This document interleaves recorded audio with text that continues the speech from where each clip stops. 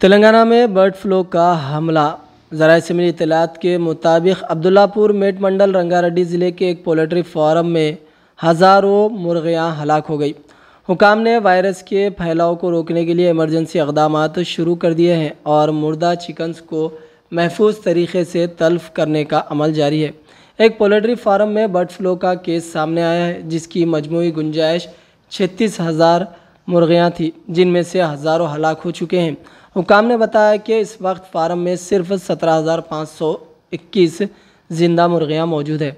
हुकाम का कहना है कि मुतासिरा इलाके में वायरस के मज़ीद फैलाव को रोकने के लिए फ़ौरी तौर पर इंतज़ामात और ज़रूरी इक़दामात किए जा रहे हैं।